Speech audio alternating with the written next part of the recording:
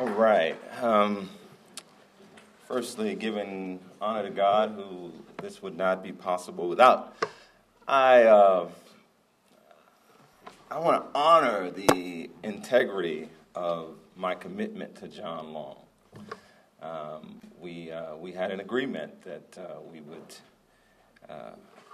would not be long, even though he is now a university educator, and I am a Methodist minister. So we could be here for a long time. But I just want to,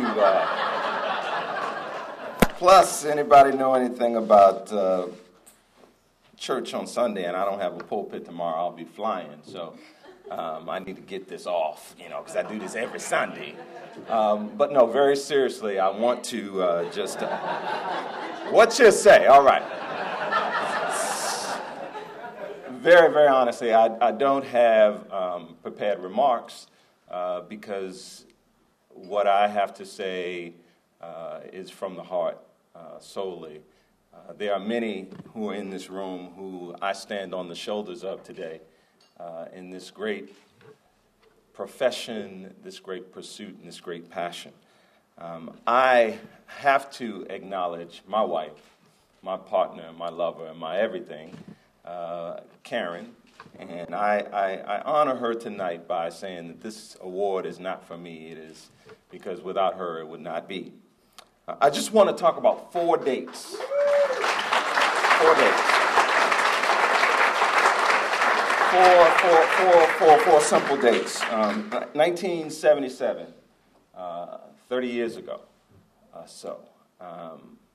As a city boy growing up in Washington, D.C., trying to date the most beautiful woman that I had ever laid eyes on, I asked her about getting the digits. Some of y'all go back there, I asked her for a phone number, the digits.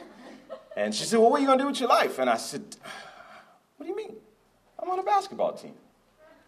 I'm going to 5-star basketball camp. I am on my way to the NBA. And she said, no. What are you really going to do with your life? And I said, well, I like photography. And so it was my wife that really called me to attention to pursue something important to life. And she introduced me to my second photojournalism teacher, Lou Berry. I stand on Lou Berry's shoulders today in the inner city in Washington, D.C., in the urban journalism workshop in a program called the Lemuel Penn Center. I was given the opportunity to pursue a mission that would allow me to practice my craft, to grow, to expand, and to serve. John Long in 1989, we've talked about this, we've reminisced this on not a very remote island, so if Rich Beckman was here, it wouldn't be like Robinson Crusoe.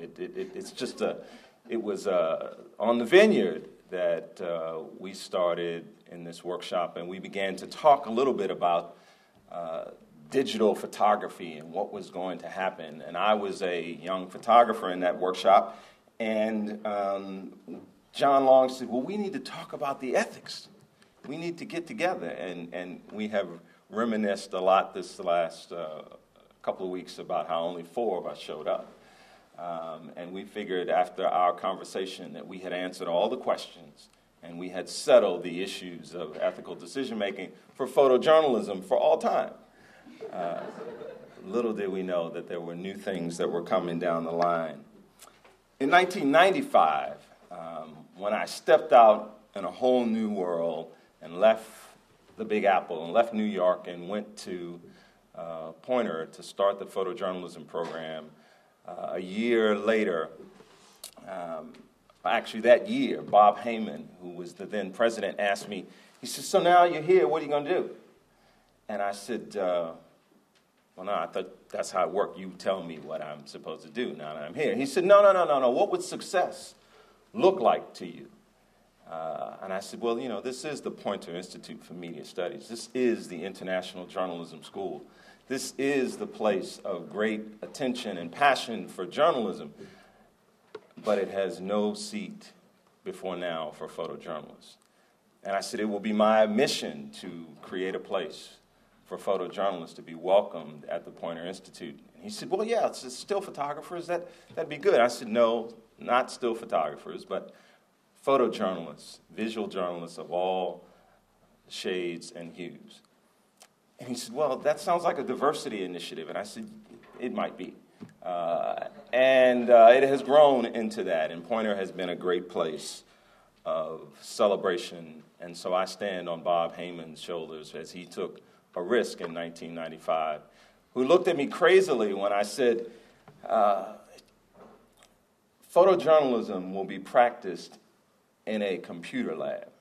And he said, no, we're gonna take down a building or so along 3rd Street and we'll build a lot of dark rooms. And I said, no, sir. Photojournalism will be practiced in a collaborative environment in white light, and photographers of the day will be integral members of the news gathering team in the future. He said, you think so? Well, I stand on your shoulders today because you have proven that vision a reality. And I thank you all for the inspiration. I could go around, and I'm blessed to be able to touch and learn from so many of you in this room in my time at Poynter and travels around the world.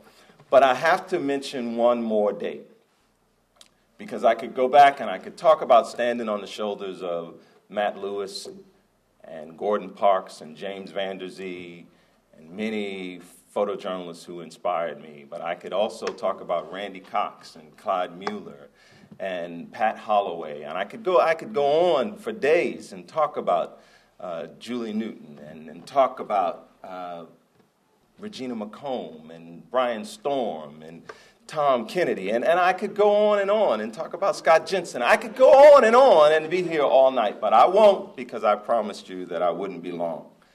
But what I do have to say to you today is that photojournalism, visual journalism, has a great future if we stay true to our foundation and if we stay true to our purpose in the information delivery age. This is a time of great angst for many, and it's a great time of excitement for others.